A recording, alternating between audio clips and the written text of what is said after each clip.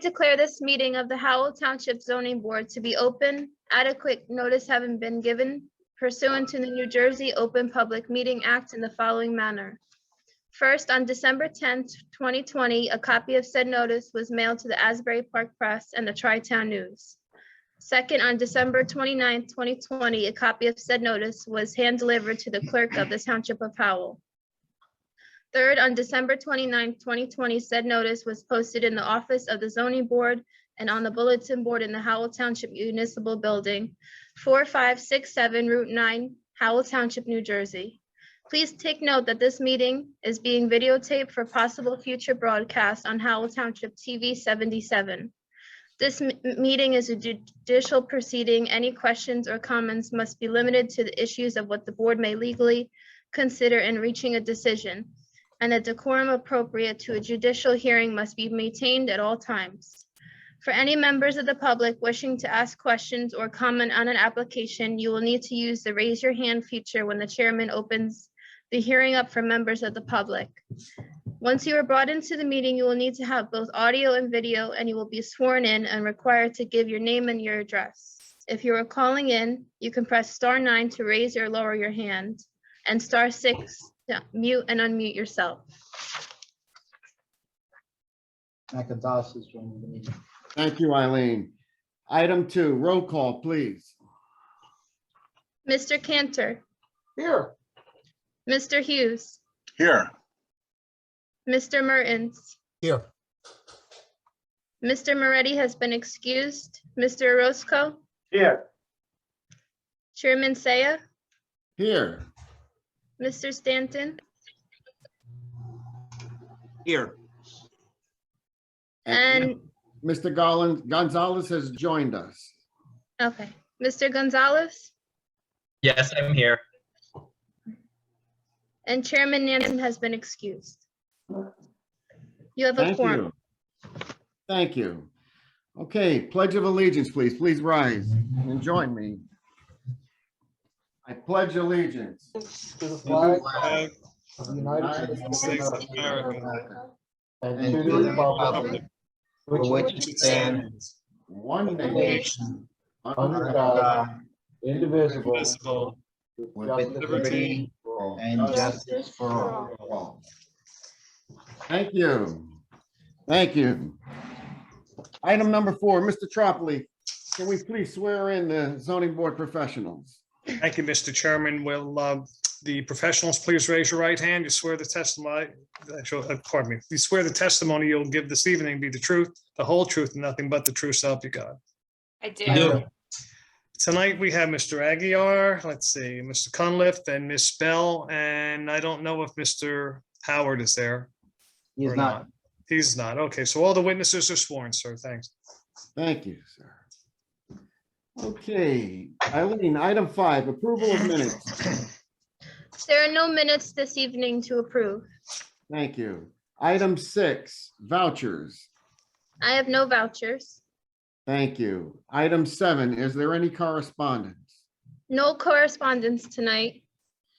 Okay, item number 8, are there any resolutions? No resolutions tonight. Thank you, Eileen. So, item 9, applications before the board.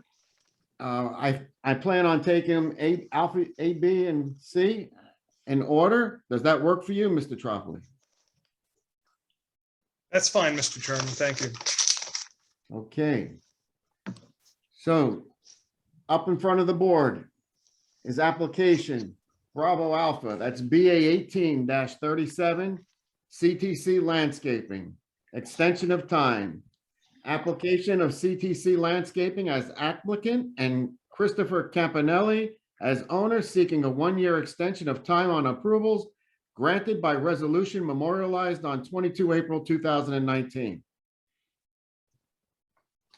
Mr. Chairman, Yes, Mr. Martins. yeah, I spoke to Mr. Tropoli on Friday. I will have to recuse myself from this application. Very good. All right, so Mr. Tropoli, who do we have representing the applicant at this time? Well, should be Scott Keneally, who was actually on screen. I am, There he is. you- And he is here and on behalf of CTC Landscaping. So Thank you. very good, sir. Mr. I also Keneally? have Chris Bednarski, our engineer, should be logged in, as well as Chris Campanelli, the property owner. I'm not sure if you see either of them. I believe they're here. If we could, Eileen, bring them in. And this way we'll swear everyone in for whatever testimony Mr. Keneally wishes to take. from them. We don't see Mr. Campanelli on the roster. It might just be the person listed as Chris. There is a Chris on, so. Yeah, there's a separate person in the attendees just with the name Chris. That might be him. Okay, he's coming in the meeting.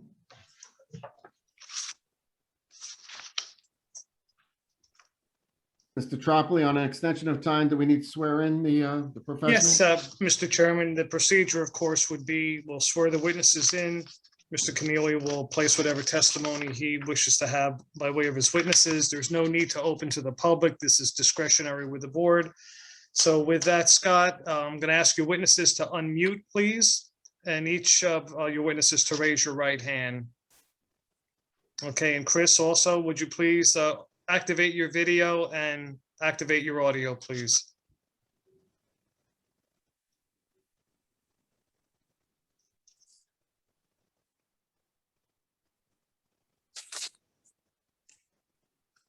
Hello? Yes, can you activate your video, please, Chris? I'm trying.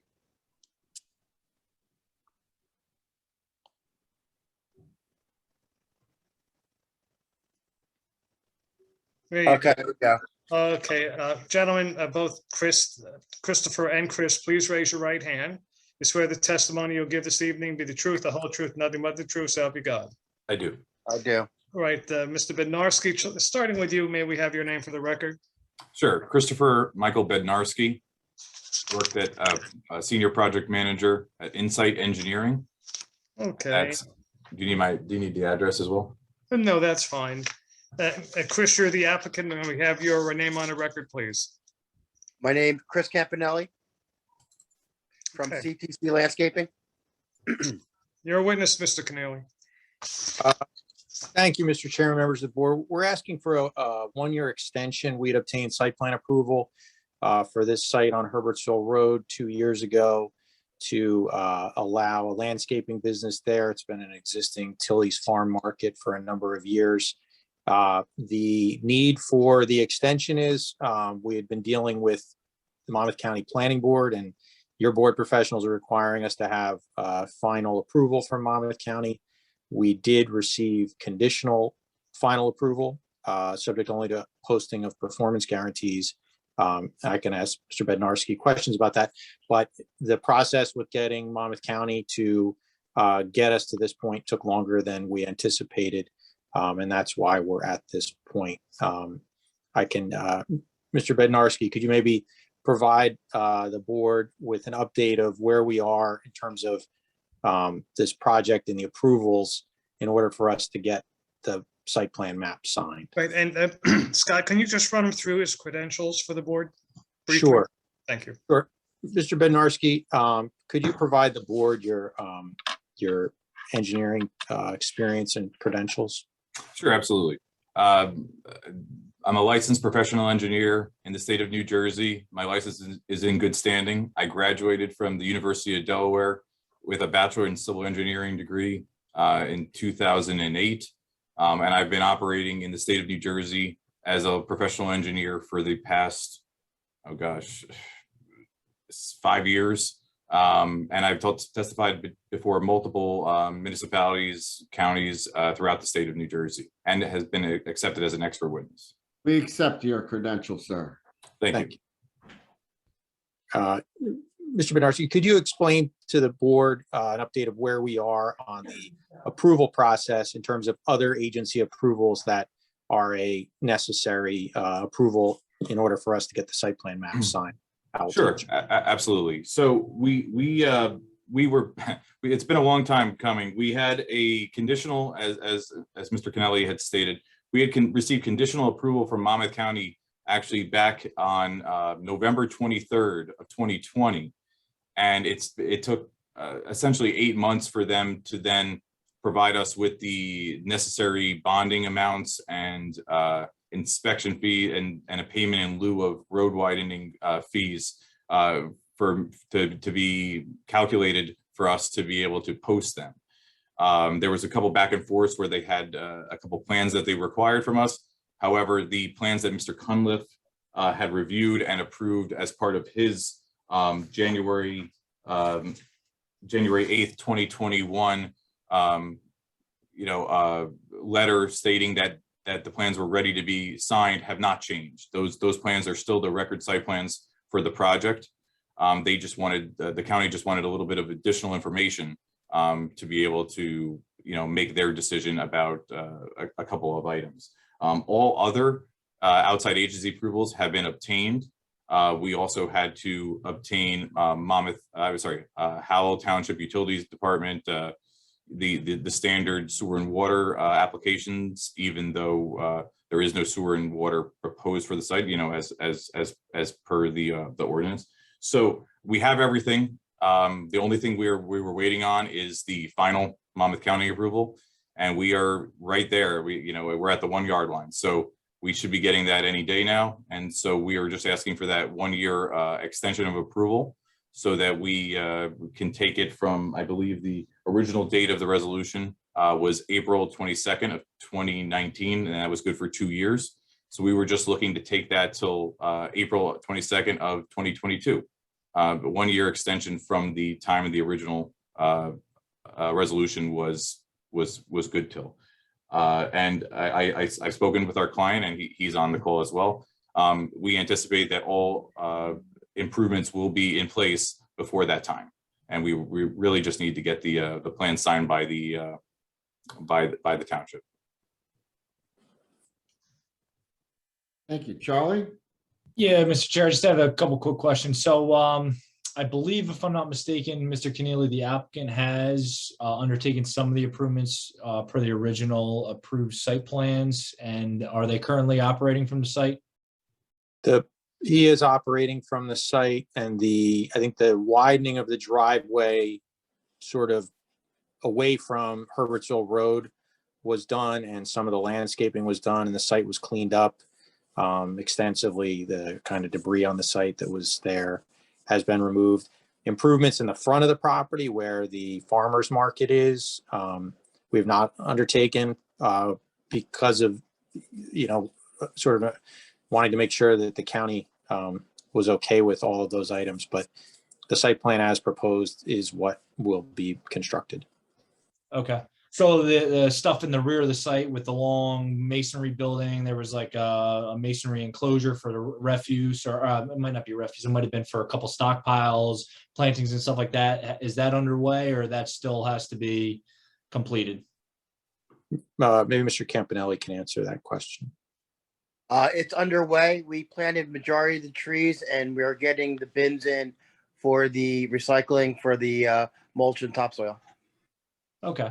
So, Mr. Chair, what I will say is I can corroborate most of the information that Mr. Bernarski relayed to you. If you recall, this had a Tilly farm stand, which had direct parking right off of Herbertsville Road.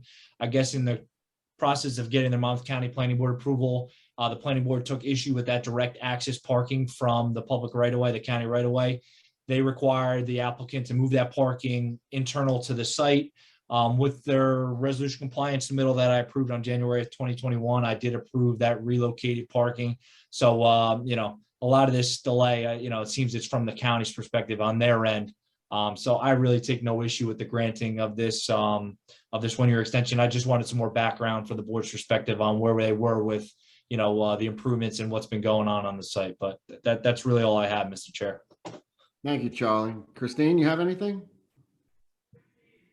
No, nothing to add. Thank you. Very well. So if I understand this correctly, we're looking to extend this out until April 22nd of 2022, meaning we only about 7 months is all you're really asking for, because you're already into the extension year. Is that correct? That's correct. And we listed a year. We anticipate that it's more time than we need. So. Okay. So no one else has anything else, I would ask, the board, what's the pleasure of the board? Chair, I'd like to just make a motion for us to grant the extension. It sounds like everything's moving. Charlie's on it, and we're only looking until April. So I would like to recommend that we approve the extension. Mr. Hughes, do we have a second? Mr. Chairman, I'll second that. Mr. Cantor? Okay. Eileen? Mr. Cantor, Yes. Mr. Hughes, Yes. Mr. Moretti. Mr. Moretti's not here, Eileen. Oh, sorry. Mr. Roscoe, Yes. Mr. Saya, Yes. Mr. Stanton, Yes. and Mr. Gonzalez. Yes. Motion carries. Thank you, Eileen. Mr. Keneally, team, Chris, best wishes. Thank you very much. Thank you, everyone. Okay, we're gonna move on to the next applicant. We're looking at case number BA 21-15. DE Robertson LLC.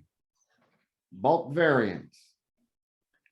Application of DE Robinson LLC as applicant and owner seeking bulk variance approval for the construction of a two-story single-family dwelling with septic system on an undersized lot with the proposed septic field located southeast of the principal structure in the front area on premises known as Block 109, lots 5 and 6, 894 Fort Plains Road. This application was originally scheduled to be heard on August 9th, 2021, when it was adjourned for rescheduling at a later date with a new notice. Expiration date is October 24th, 2021. Mr. Alfieri? Good evening, Chairman. How are you? Very good, sir. Thank you. Good evening. Dante Alfieri on behalf of the applicant. Tonight we are here seeking the board's approval for an undersized lot to construct a two-story single-family home. The property, as the chairman stated, is block 109, lots 5 and 6. We did provide buy-sell letters on this property. Tonight I'm going to have one individual provide testimony. That's Anthony Maltese. He's going to be the engineer to provide testimony as it relates to the site itself.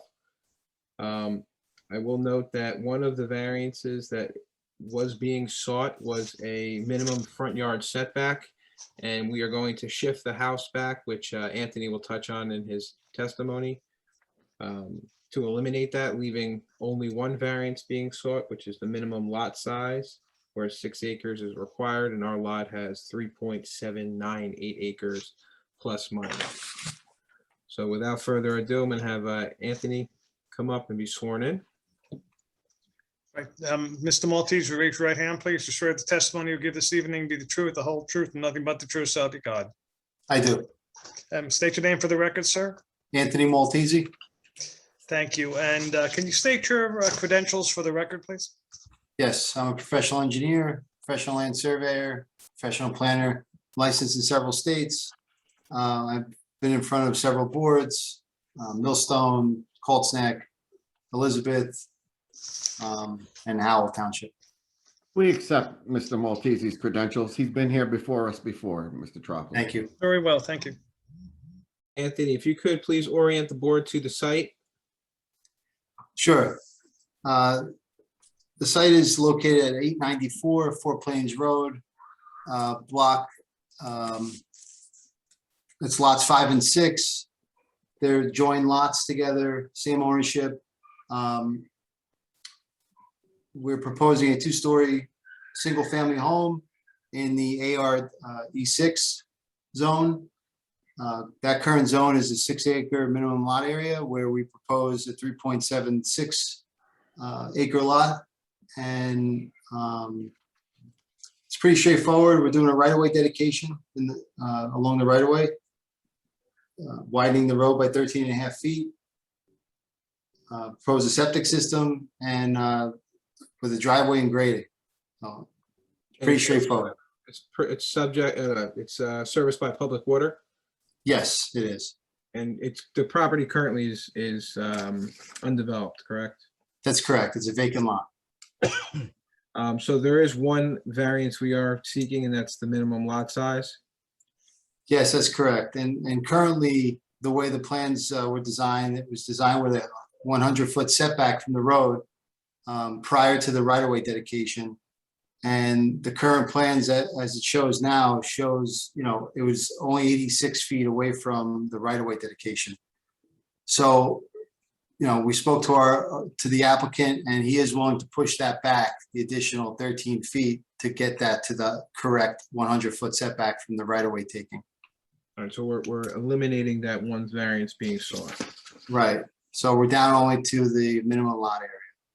Right. And there's this property with both lots is encumbered by wetlands, is that correct? I'm sorry, say that again? Are there wetlands on the site?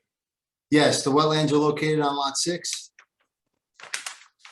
along the northerly side of the property. We just received an LOI last week with a 50-foot buffer, which does not affect the development of the single-family house. All right, perfect. And you've reviewed T&M's report dated June 26th and revised September 14th? I did. All right, is there any technical comments in here that we cannot agree to? No, there are not.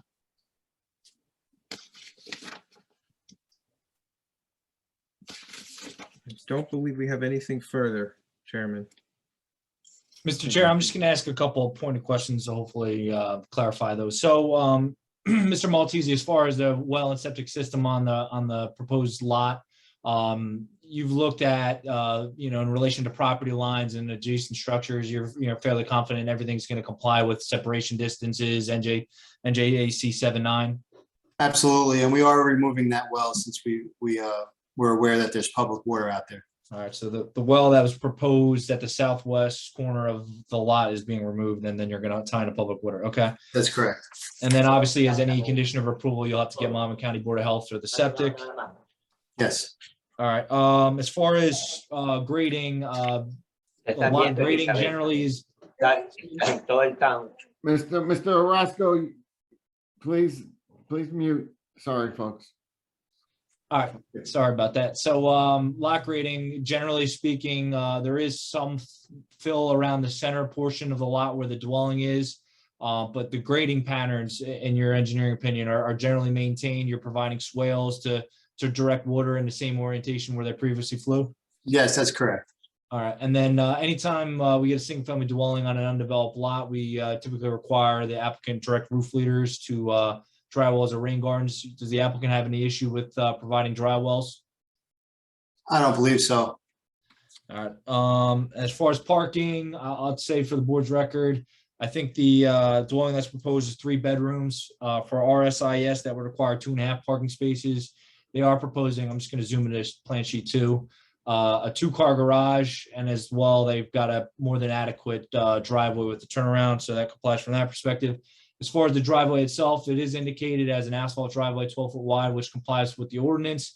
I would just say, will the applicant have any issue with complying with the pavement section required by ordinance? It's like No. 6-inch PJ, 2.5 base, 1.5 top. No. Okay. And just to clarify for the board, so the applicant is offering up 13.5 foot right-of-way dedication along the property frontage. The current proposal, it is set back 100 feet from the existing right-of-way, but like we said, taking away that 13.5 feet, now it creates variance.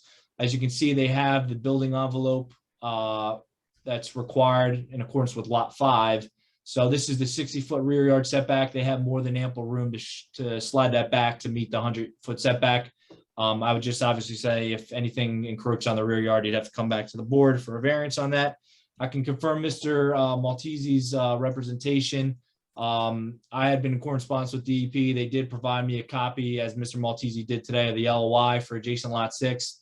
The wetlands buffer is only 50 foot. That's well within the lot 5 portion of the tract, which is the northerly portion of the Lot 6, lot 6. Lot 6, did I say that wrong? I apologize. Yeah, so well within the lot 6 portion of the tract, which they're not proposing any development on, so there's no issues from that perspective. Obviously, as a condition of approval, they're gonna have to get freehold soil conservation district because they're over 5,000 square feet. Any other utilities, Mr. Maltese, from the public right of way, gas? Gas and electric, yes. All right, so I just say if there's any open trenching of the roadway, obviously the applicant's got to get a road opening permit as conditions of approval. And then any tree clearing, lot filling, anything of that nature, applicant's got to get any required, tree clearing or cut fill permits from the Township Engineering Department as a condition of the approval. We talked about, Mr. Maltese, I've got 3 or 4 different plat comments. The LOI has been pretty much cleared up. You'll revise the plan just to show the buffer and indicate the LOI and delineation. You'll provide a copy of the outbound survey for the board's record. I can say I looked at the copy of the LOI that the applicant or that DEP provided. What they have shown looks in accordance with that. So I really don't take an issue. It's just a matter of record. I just asked that lot 6, you add the flood zone AE88 on that property, just so it's clear for the record. If this is, to be built and sold off to another owner, that they know what they're buying. And then just revising the setback envelopes, because I think what's shown on the plan, Yes. this envelope's going to go a lot north because you're including that, lot 6 as part of the tract. And then I had a couple questions, Dante, regarding the architectural. Is Mr. Robertson can he answer some questions on that, or? Yes, we have him available if you need him to answer some questions. Okay, yeah, I just want to clarify what he's intending for some of the space and things like that. There's a, it says basement plan on one sheet, and then it says crawl space on another. Loft, 2nd story loft, and then attic space. Just want to get a clarification on what's ultimately proposed. And then the last thing I'll just say for the board, as far as waivers, they do need a technical waiver for curb and sidewalk along the property frontage. I can tell you, looking at the aerials and visiting the site, none of the adjacent properties on either side of the road have curb and sidewalk. So I would take no exception to the granting of that relief. Charlie, excuse me, Charlie, can you show us the adjacent properties? Yeah, give me a second.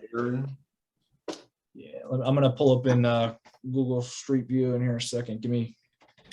Mr. Chair, this is Matt Hughes. I have a question too, one time is right. We'll be coming to you, sir. Thank you.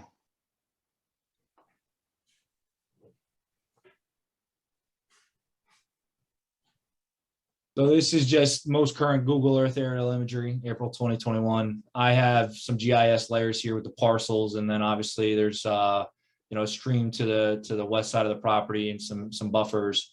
The proposed development is on lot 5. Mhm. This is the lot 6 portion of the tract, and I'll just preface, these are GIS parcel lines, so they're not perfect. But Okay. all the wetlands and flood zone and everything like that is on this lot 6 portion of the tract. Lot 5 is the subject of the development. So, zooming into the street here, you can see where the GIS parcel line, where it juts out. So obviously they're giving the dedication along the frontage, and just looking, across the street and next door, there's no sidewalk and curb next. So I really, it's ultimately the board's decision on that, but, to add it here, I think would be creating a sidewalk to nowhere kind of thing, and kind of creating something uncharacteristic for the zone and the adjacent properties. Got it. Thank you, Charlie. That is all I have right now, Mr. Chair, for the engineer. All right, does Mr. Hughes, before I go to the planner, would you have a question, sir? Yeah, I'm just a little confused. Now, where the house is being built, we're talking about what, 3.7 something acres. We're considering the 2 different lots, correct? Yes. As part of that.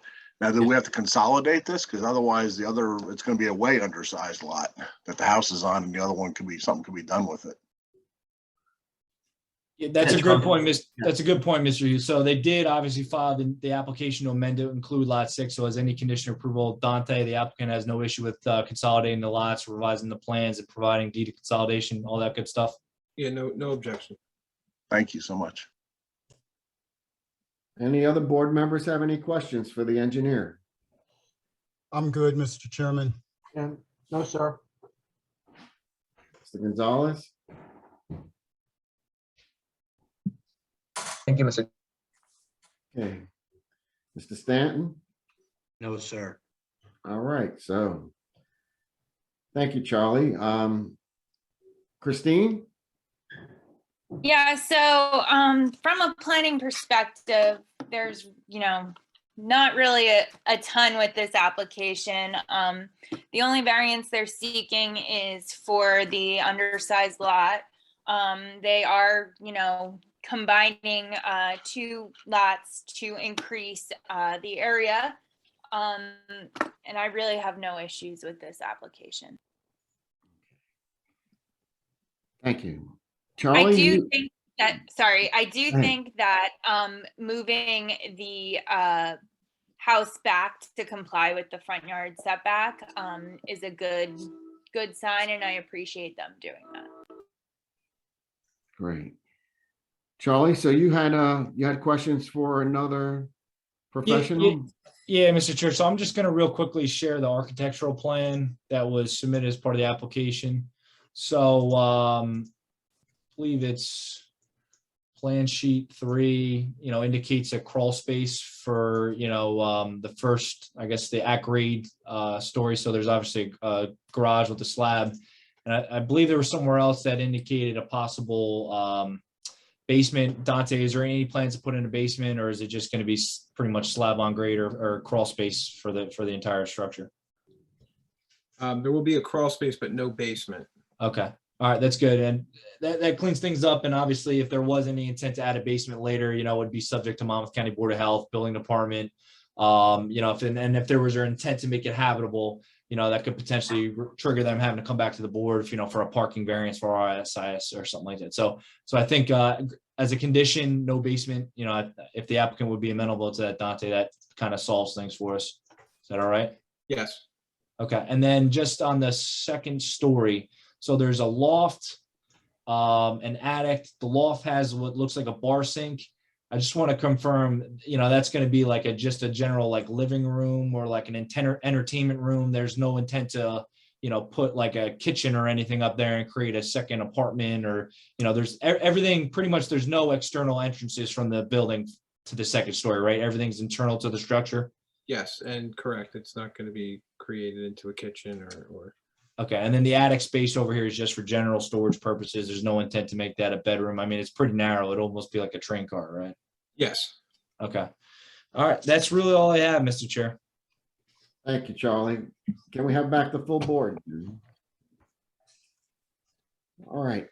Any of the board members? Does anyone have any other questions at this time? No, Then- sir. No. So then I think, we're probably going to open it up to public. Mr. Chairman, I'd like to open up the public. Make a motion. Mr. Mertens? I'll second that. Mr. Hughes? All in favor? Aye. Aye.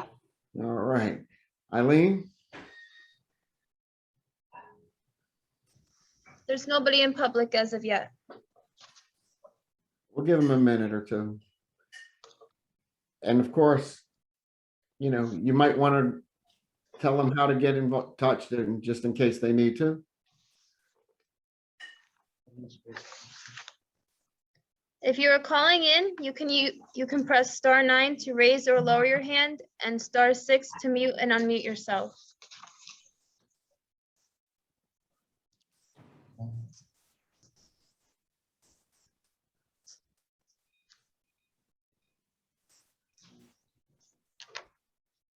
Mr. Aguirre picking up anyone? Nope.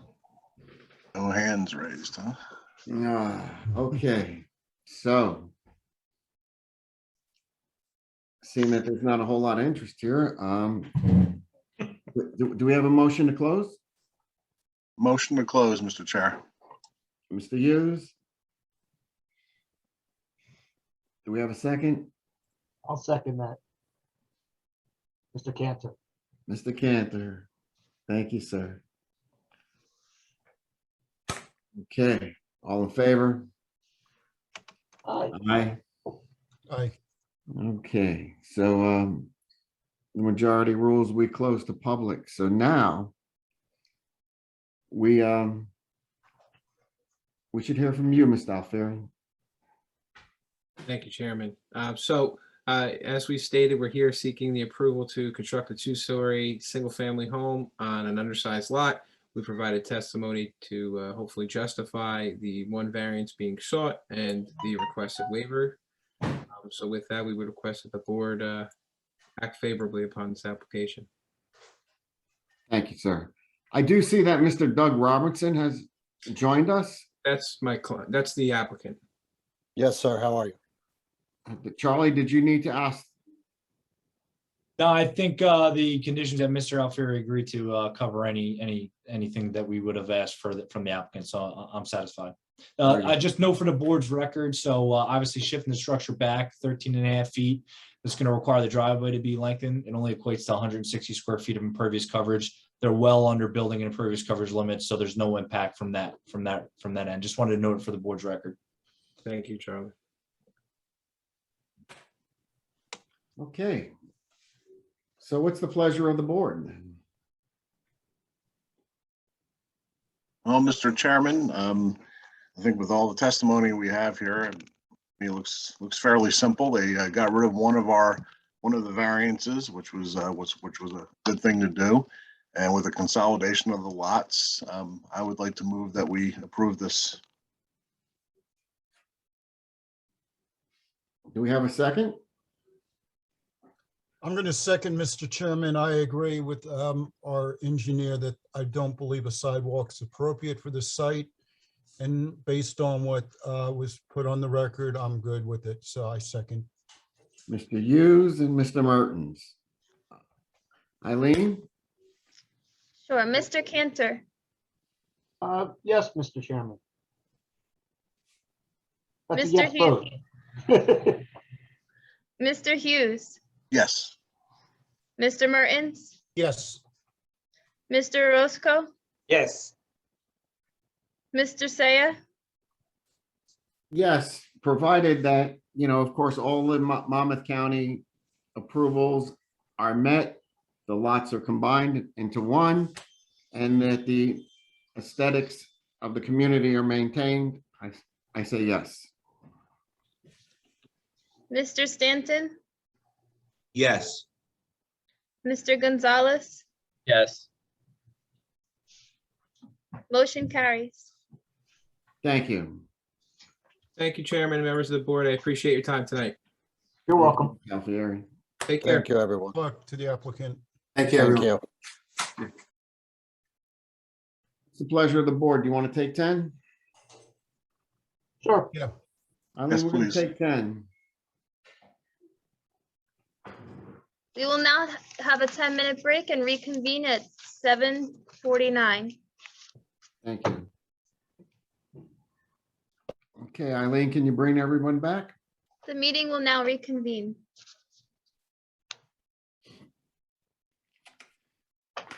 Okay. What's last on the agenda? Case number BA 21-16. Allison Panzer Stern Revocable Trust. The type is a bulk variance for above ground swimming pool and associated deck. The description. Application of Allison Panzer Stern Revocable Trust as applicant and owner seeking bulk variance approval for a recently constructed above ground swimming pool that was installed 3.08 feet from the rear east property line and 9.4 feet scaled from the south side lot line, as well as an associated partially elevated wood deck that was constructed 5.13 feet from rear east property line on the premises known as block 78.06, lot 17, 21 Matitaconk Road. Expiration, January 12, 2022. Mr. Akins? Good evening, Mr. Chairman, board members. Can you hear me okay? We can hear you. Terrific. Ladies and gentlemen, this is an application for an existing single-family residence where the owners first used a pool company to install an above-ground pool after having received a permit, and then also used a licensed contractor to install a deck also after having obtained a permit.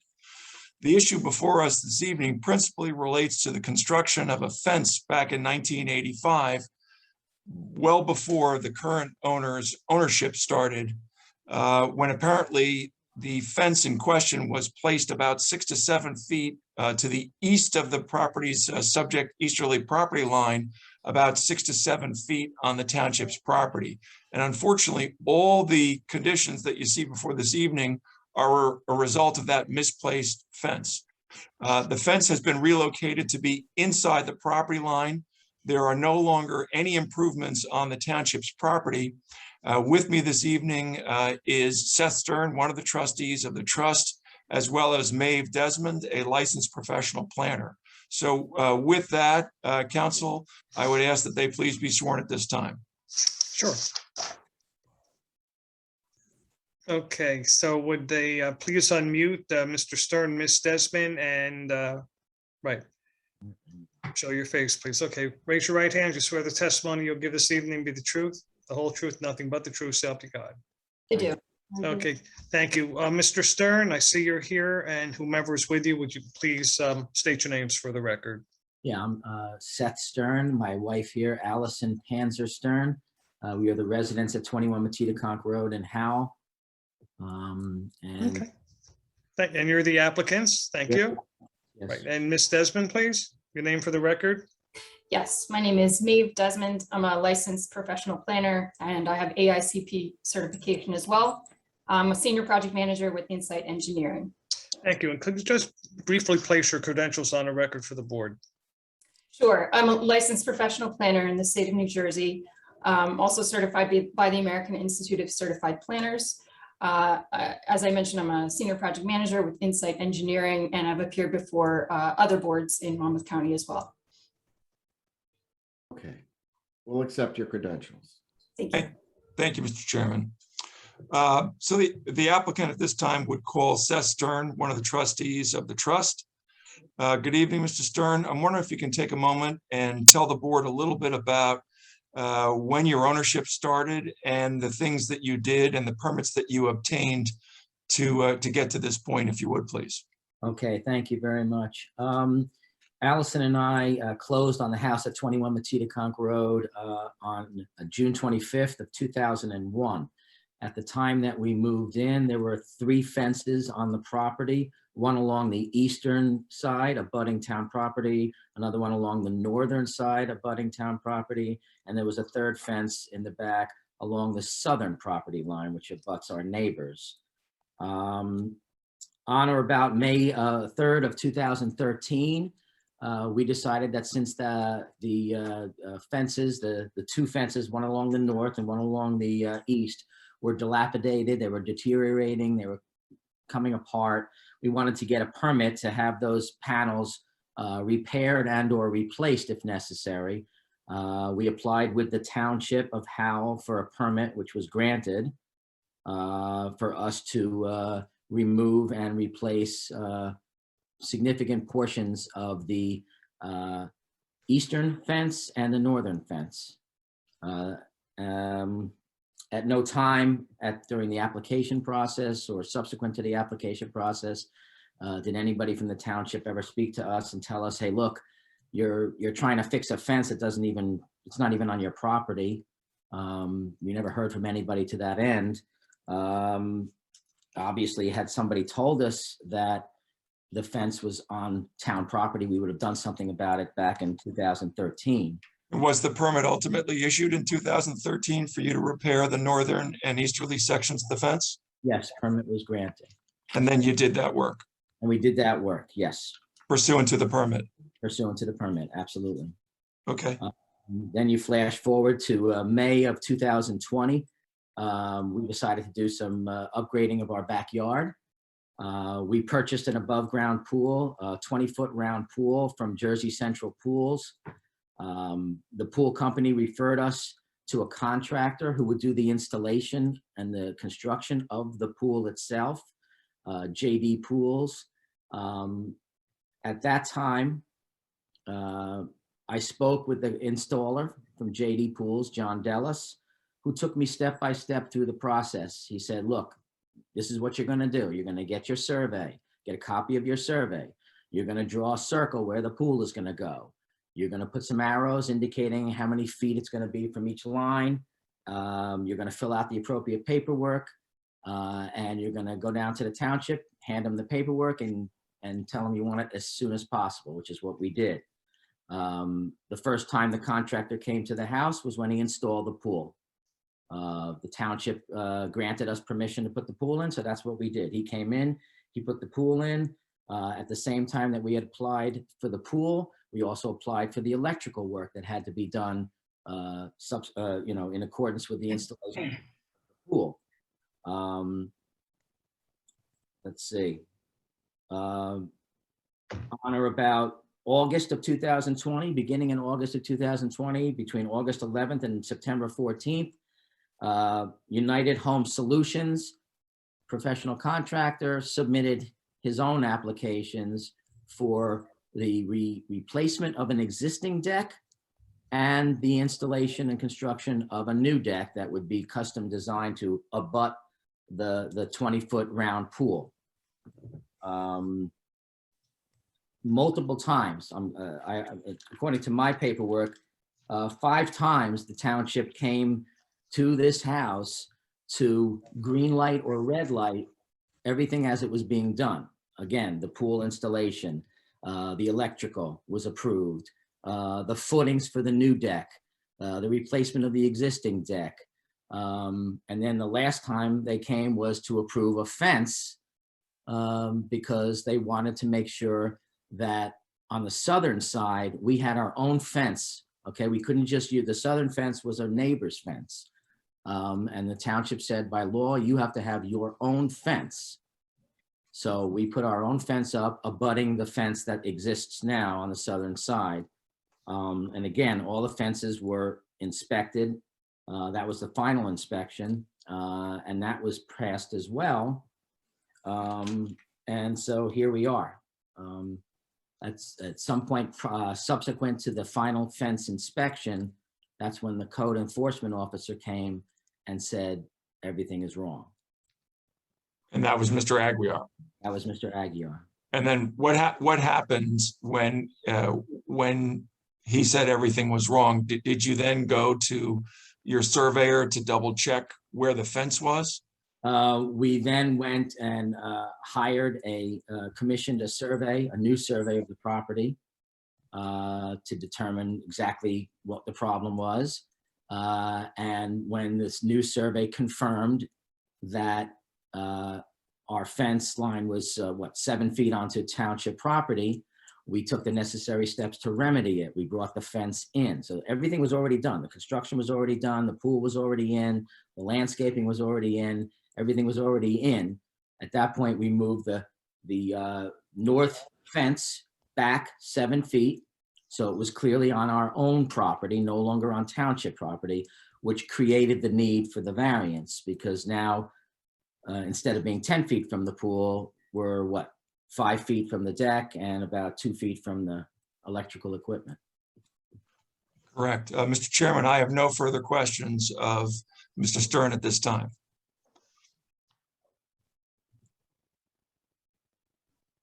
Charlie? Mr. Chair, I think it might, if Mr. Aguirre is amenable to it, might be good for them to hear from him, just confirming whether or not what, has been put on the record is accurate. Aguirre? I'm going to use this screen to print some feedback. You guys can hear me okay? Yes. All right. So just a bit of background. I can confirm, as per Mr. Stern's testimony, that a fence permit was issued back in 2013. In looking at the permit, I do see, though, that the fence was previously off the property line.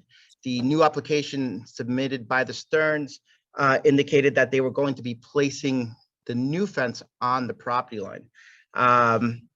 That was way before my time, so I can't speak to the inspection process at that time. Building department, which includes electrical, building, plumbing, when they go out to do inspections, they only inspect what part of the project pertains to them. So the plumbing inspector would inspect any plumbing, electrical inspector, anything to do with the electric, and building with regards to UCC codes with the construction of the deck and the pool.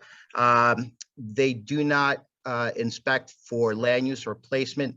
That is the job of code enforcement, who comes in after the fact, after everything is done, to assure that once the project is complete, that everything that was on the plan coincides with what is found out in the field. I happen to do this inspection, as noted by Mr. Stern, and noted that when I was taking the measurements, unfortunately, all the setbacks for the pool and the deck were measured off of the fence, which was incorrectly installed.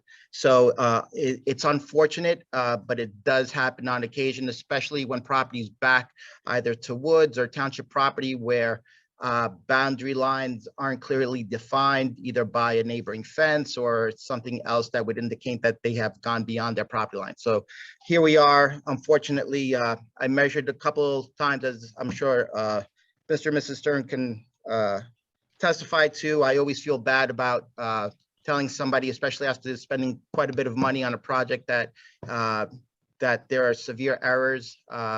Obviously, the pool and the deck do not meet setbacks as per the ordinance, which requires 10 feet from property line for all pool and pool equipment, in addition to the deck. And indeed, for the board's review and knowledge, that the deck, I'm sorry, the property behind the 21 Matita is township-owned property. Mr. Chairman, I have a question. Yes, Mr. Mertens. Yeah, John, when the applicant puts in a permit, because this same thing happened with me, isn't land use looking at the survey? I know the building department is handling the construction, and I understand that those entities don't get involved with the land use. But isn't land use getting the survey initially, so this doesn't happen? So they do, and that application, the applicant would draw on the survey an approximate area as to where they're going to construct whatever it is that they're building, and they would note the setbacks off the property line. And that's the plan that we initially review. So if you draw a circle in an area of your backyard and you're telling us that you're going to place this pool 10 feet away from the property line, it is our assumption that you understand where your property line is and that you're going to be setting whatever the structure is, that correct amount of feet away from the property line to meet all proper setbacks. So it really is up to the applicant, the contractor, to really know where the property line is, how to read a survey, and know where to put whatever it is that they're constructing. Yeah, I know it does sneak through the cracks when you're getting involved with contractors. So yeah, I get it. So I just wanted to clarify that. Thank you. Mr. Chairman? Mr. Chairman? Yes, Mr. Cantor. I'm a little confused. Sounds like the problem was the measurements of everything were done against the 2013 installation of the fence. And the 2013 fence was put in based on the measurements of the old incorrect fence. Is that correct? So Mr. Cantor, the 2013 fence permit was only to replace a few sections of the damaged fence that had been originally installed in the property. It were originally installed, albeit incorrectly, about 6 to 7 feet into the township's property. That's why we're here before the board this evening, because it all dates back to that mistake, presumably sometime, in the 1980s. So was there a permit put in for the replacement fence? Yes, that's what Mr. Stern testified to. Yes, sir. That was issued in 2013. In May 3rd, 2013, yes, It's hereby approved by Division of Land Use and Planning. And we didn't move anything. We just took the old dilapidated panels down and put new panels up. So we never moved the fence. We just worked on the same fence that was back there from the time we moved in. So, Mr. Chair, and just to clarify for the board too, sorry to cut you off, Mr. Kennedy, just to clarify for the board too. So the applicant did submit 2 copies of a survey, one electronically that was dated April 15, 2021. You can see on this survey, obviously the pool has been constructed, the wood deck and concrete pad, and then the area with the pool equipment. You can see the property line to the east here. This survey shows where the fence used to be located.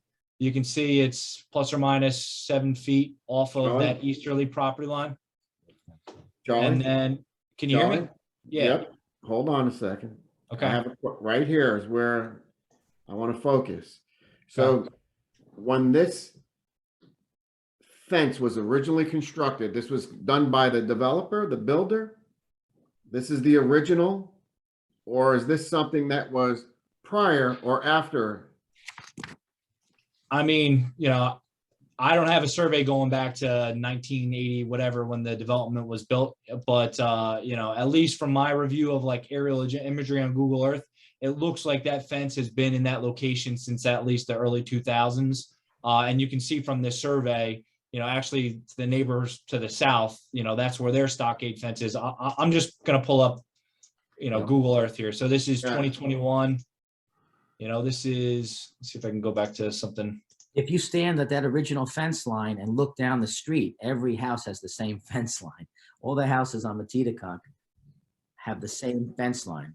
Because we moved it in 7 feet. So now we're the weird ones. We have a strange back. Yeah. So, Mr. Chair, this is Google Earth. This is 2013. This is, I think, the best I can do with the tree cover. But you can see this is their fence location that looked like it previously existed. You know, the lot to the south, the lot to the south of that.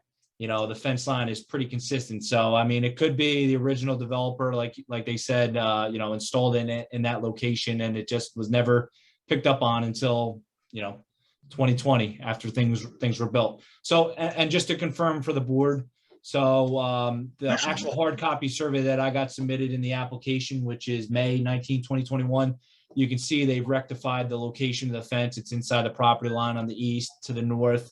And they also actually did install their own fence on the south, like they stated, so they can't rely on the neighbors.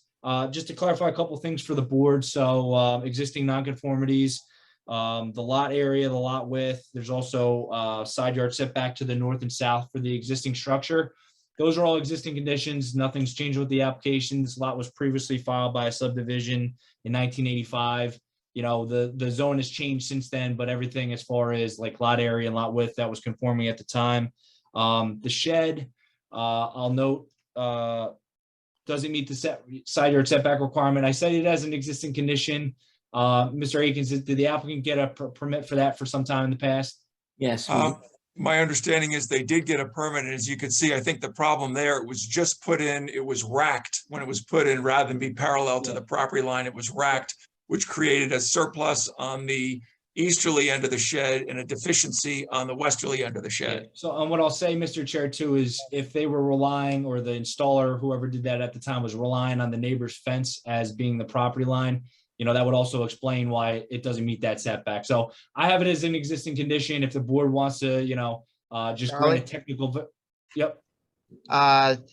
Would Mr. Atkins or the Stearns be able to confirm the height on that shed? Sure. Seth, do you have a height on the shed, please? It's an 8x8 storage shed, 8 feet high. 8 feet high. Well, under those measurements, a slightly newer version of our shed or accessory structure ordinance provides for sheds under 120 square feet, 8 feet or less in height, to be able to go to the property line. So there wouldn't be a need for a variance for that shed. Terrific. Thank you, Mr. Aguirre. Clears that up. Thank you very much. Okay, and then just to run through the variances. So as the applicant indicated, it sounds like the contractor installed the pool, the deck, and everything relative to the fence. So along the easterly property line, which is the rear of the property, You can see the pool is 3.08 feet. If that fence was 7 feet from the property line, clearly they measured it from the fence, which was an error. To the south, same thing. I have scaled on my plan 9.4 feet. If they install that based off of the neighbor's fence, same issue there. 9.4 feet is what I have scaled where 10 is required. The pool equipment, which is in this area, I have some photos attached to my report, is in this little square area here. The applicant indicated it's plus or minus 2 feet from the rear property line. So they do need a variance for that. The elevated deck also along the rear, 10 feet is required from all property lines. They're at 5.13 feet from the property line, as we noted. If it was from that fence when it was installed, it would have been 12 feet. A couple other things just to clarify the record, just so they don't have any issues and makes things clear. There is a Category 1 water along the northerly property line. That has existed. It's existed prior to the filing of the subdivision map for this property. There is a township stream corridor buffer requirement. Having said that, like I said, this was filed in 1985. That predates the ordinance. This was a single family plotted parcel prior to the adoption of that ordinance. I wouldn't take any issue with the board granting any technical relief of those for the deck and the shed and the pool. Not to mention, obviously, that they did file permits for that. And then also just to clarify, it is a C1 water. There are, flood hazard area and things like that. I will note that our ordinance does have an exception for platted single family residential dwellings where there isn't a recorded, 300-foot conservation easement associated with it. As long as the development is associated with a single family dwelling and it's under, a quarter acre of impervious surface, they're required to build it by right. The lot itself is 8,000 square feet and there's no impervious coverage limit in the zone. So they technically could build 100% impervious on the lot and not have an issue with it. So I don't take issue with that relief. I just wanted to put it on the record. So it's, if the board does rule favorably, it's in a resolution and they're, cleared for the future. See if I got a couple other things here. As far as general grading of the property, the Stearns, everything in your estimation, it flows to like the east and to the north to that township lot 8 that flows to the stream. Is that accurate?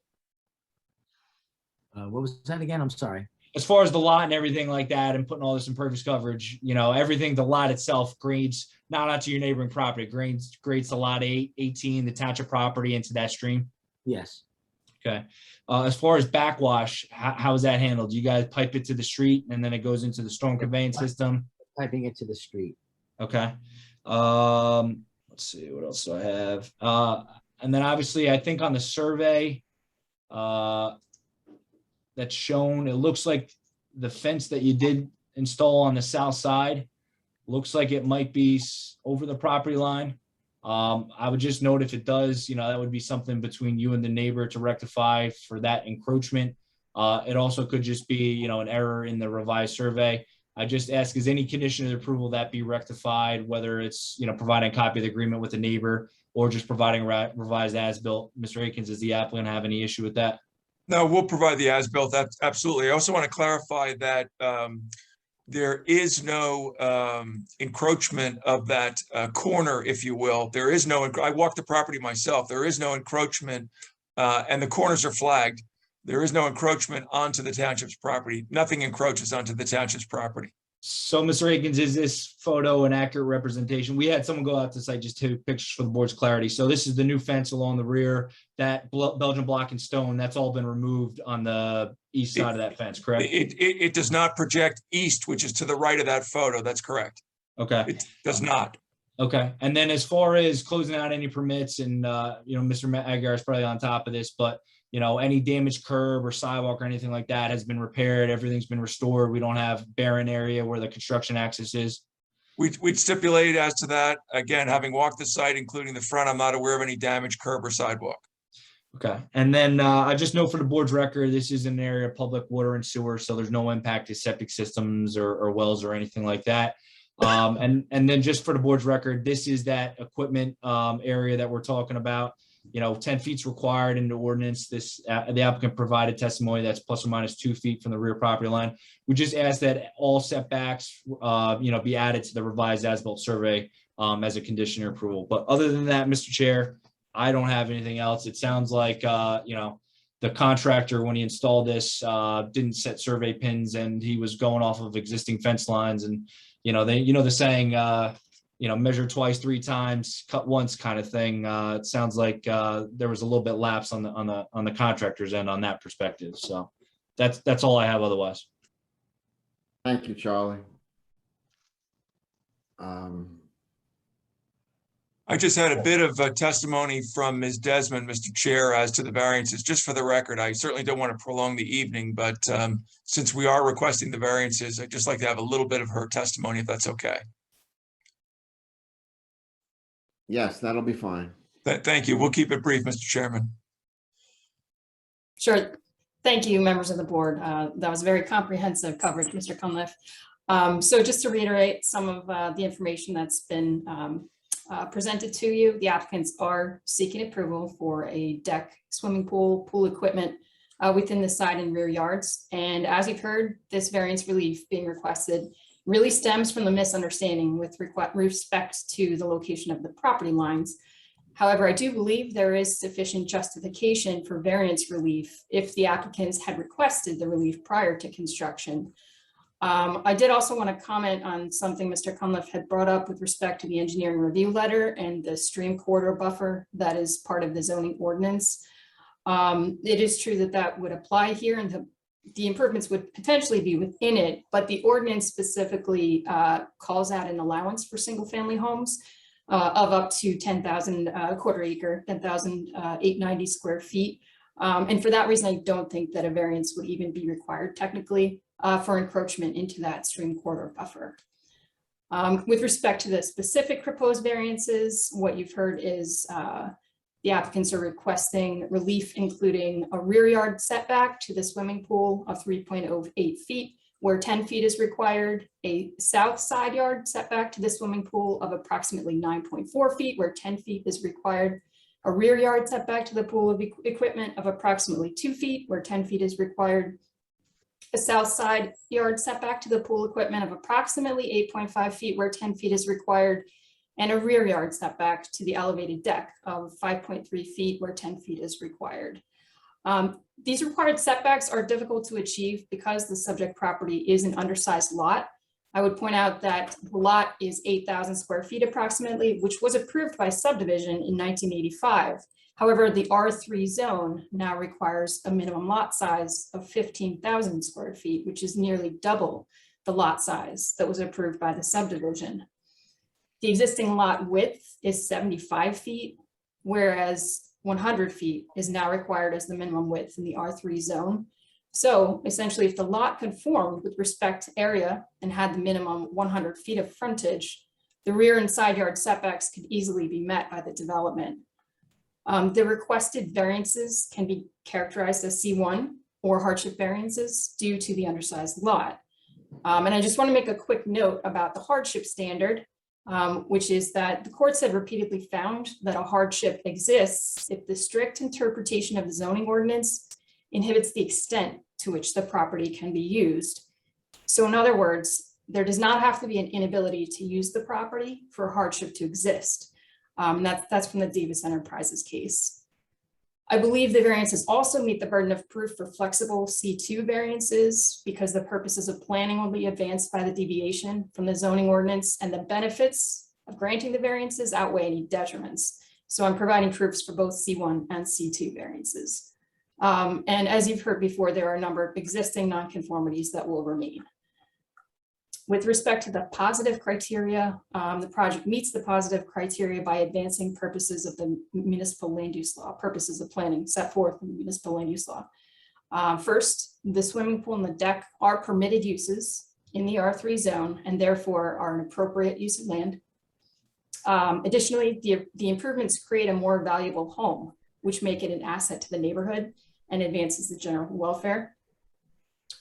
One purpose of setback requirements is to maintain adequate light, air, and open space. And in this case, the structures located within the required setback do not reduce light, air, and open space as experienced from adjoining properties.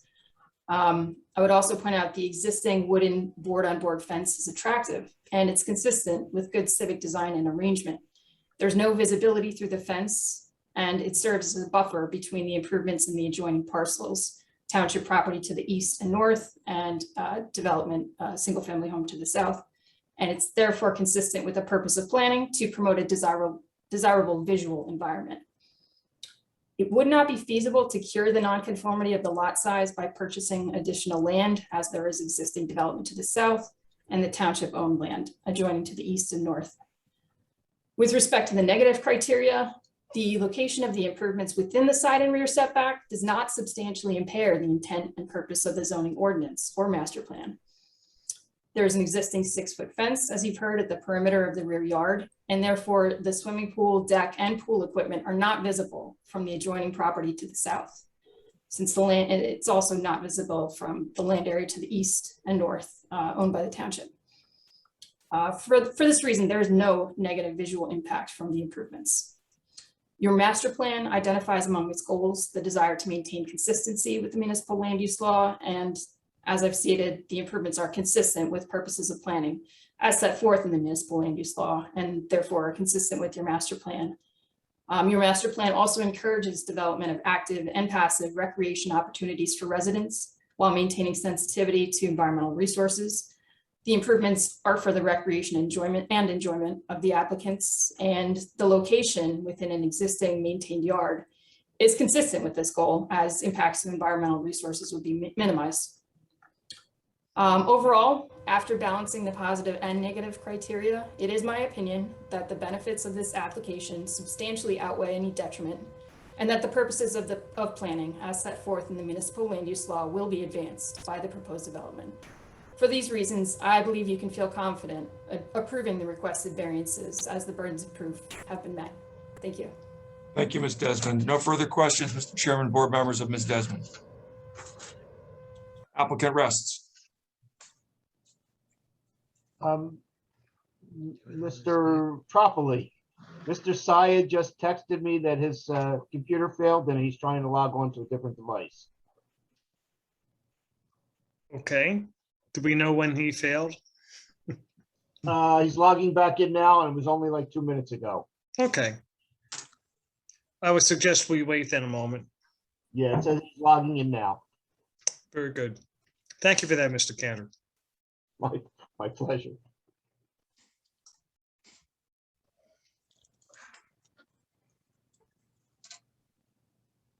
While we're waiting, I might say that I have a fence that my neighbor had to build right up against my fence as well, because he has a pool and I already had a fence. It seems, I understand your plight there.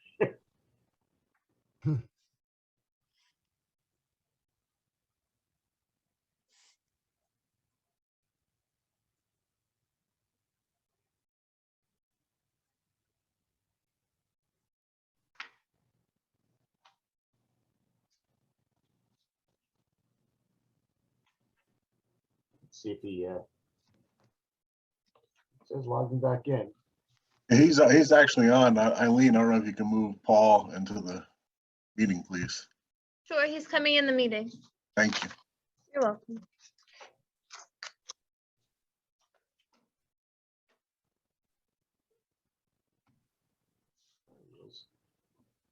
He's getting there.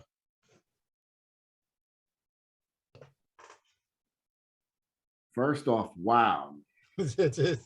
That's never happened to me before. The Surface Pro 5 went into a shutdown mode, alarmed on me, and then rebooted. And I think that was really strange, but my apologies. So, Ms. Desmond, I was listening to you, and you know, I was on the positive criteria when I dropped. So, Ms. Desmond, if you wouldn't mind, why don't you just, if you would, just summarize again for the record so Mr. Saya can continue to participate in the meeting. With your approval, Mr. Akins? Please do, yes. Thank you. Yeah, just a brief summary from the positive and negative and your findings. Thanks. Certainly. So in terms of the positive criteria, purposes of the municipal land use law will be advanced by the application, which is one of the proofs that's needed to be met.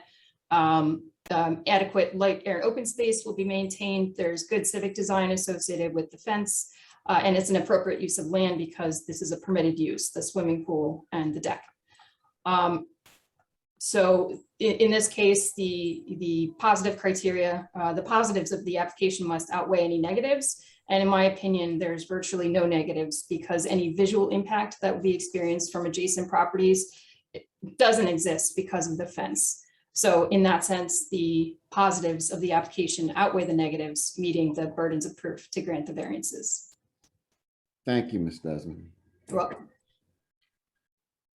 So, for my fellow board members, before we open this to public,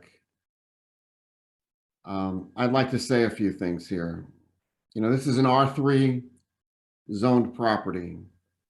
This has been one of my pet peeves that I've been fighting since the early 90s with regards to R3 zoning, consolidation of property where, we put undersized lots, put a bunch of houses, and then we dedicate property to make up for the R3 landscape with regards to square footage. And in the case of Howell Township, we, the township, our planning and zoning was accomplished by Tinton Falls until 1970. So when we finally stood up and had our own planning and engineering, it's taken us time to mature in the process. And part of that has resulted in a lot of the developers doing what they have done to squeeze in housing and cause us problems with an R3 zone that has undersized lots. And therefore, our residents are the ones who suffer. So I appreciate the testimony. For my fellow board members, I'd like to have a motion to open the public, please. Mr. Chairman, in due respect, I would like to hear from our planner just to counter what Ms. Desmond had put on the record. Amen. All right, Ms. Bell. Yeah, so I agree with the testimony Ms. Desmond has given. I think that she provided proof as to how the variances can be granted under the C1 or C2 criteria. And I have no issue with this application. Thank you, Ms. Bell.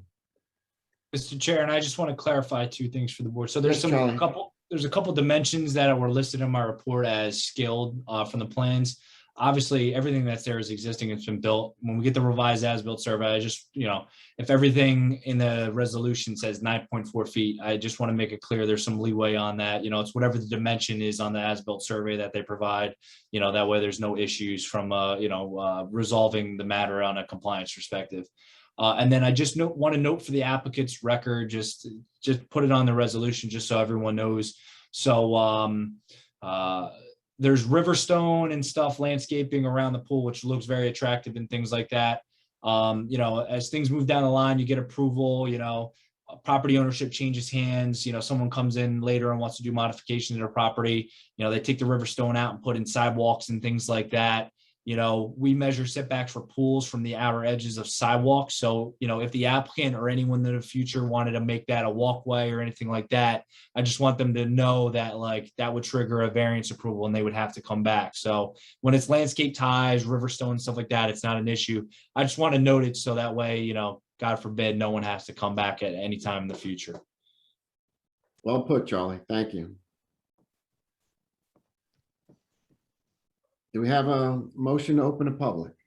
I'll make a motion to open the public, Mr. Chair. Mr. Hughes, do we have a second? I'll second that, Mr. Chair. Mr. Cantor. If you are calling in, you can press *9 to raise Okay. or lower. Eileen? If you are calling in, you can press *9 to raise or lower your hand and *6 to mute and unmute yourself.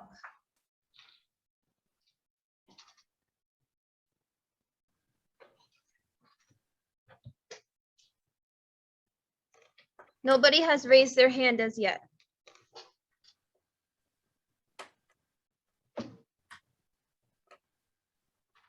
We'll give it a few more seconds to see if there's any interest. If Mr. Aguiar doesn't see any, we'll get a motion to close.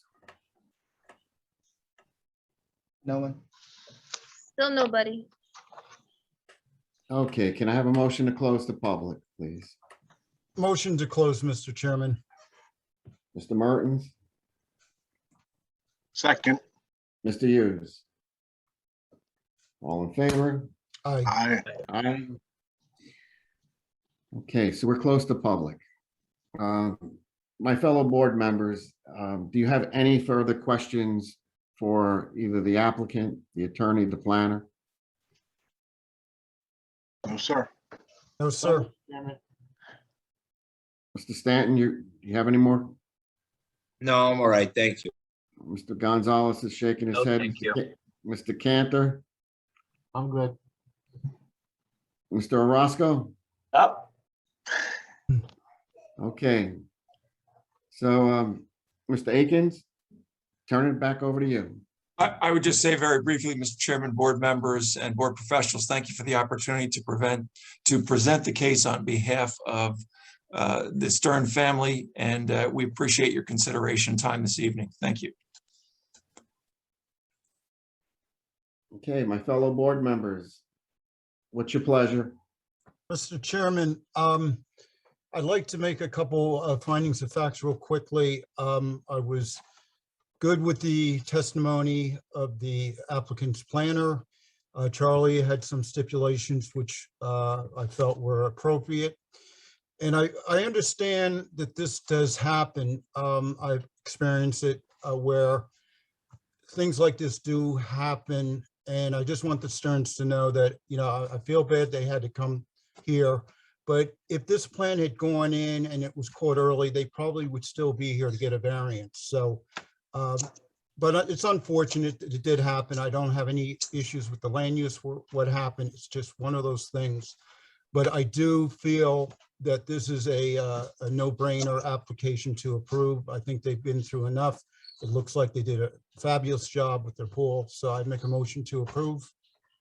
Mr. Mertens has a first. Do we have a second? Mr. Chair, yeah, these are always tough, right? I mean, we're kind of responsible for our survey and what we're doing on our property. But I also take into account what you were saying earlier too about the reallocation and the R3 and all that. And I fully understand that. And I really don't think there was any ill intent ever meant here. And I actually will second the approval because I think it's been well done. Thank you. Thank you, Mr. Hughes. Eileen, can we have a roll call, please? Yes, Mr. Cantor, I echo Mr. Mertens' comments, apologizing or not apologizing, but expressing dismay to the Sterns that you had to go through this process. You did nothing wrong, particularly because the original fences were put in the wrong place. So yes, obviously. Mr. Hughes, Yes. Mr. Mertens, Yes. Mr. Roscoe, Yes. Mr. Saya, Yes. Mr. Stanton, Yes. and Mr. Gonzalez. Yes. Motion carries. To the Sterns, Mr. Akins, Ms. Desmond, thank you. Thank Thank you you, Mr. Chairman. Thank you. very much. Thank you, board members. Good evening, all. Good evening. Good night. Thank you. Good night now. Good luck. Thank you. Okay, so this is Monday, October 4th, 2021. Eileen, when's the next meeting? Next meeting is October 25th. October 25th. Wow, 3-week Dupree. Wow. And hopefully Mr. Manson will come off holiday by then. Oh, It gets a okay. full agenda too, so make sure we get a good turnout for that, right? Yes, we will. Mr. Gonzalez, Mr. Stanton, full agenda on the 25th. All right, all board members. You Thank were you, flaw- Tony. Hey, Mr. Chairman, you were flawless tonight. Yes, Mr. Saya. Did a great job. Oh, Thank you, guys. Appreciate it. almost just that much on, that much behind Mr. Nansen. Just Very well put, Mr. Cantor. Mr. All right, Stanton we'll have someone that needs to be sworn in there? Yeah. They're just saying hi, guys. All right, hi, guys. All right, so do we have a motion to close, adjourn the meeting? Motion. Jesse Orozco. Second. Second by Mr. Hughes. All right, all in favor? Aye. Aye. Aye. All right, good night, everyone. Good night. Thank you. Have a good night, Take guys. care, everyone. Family, good night.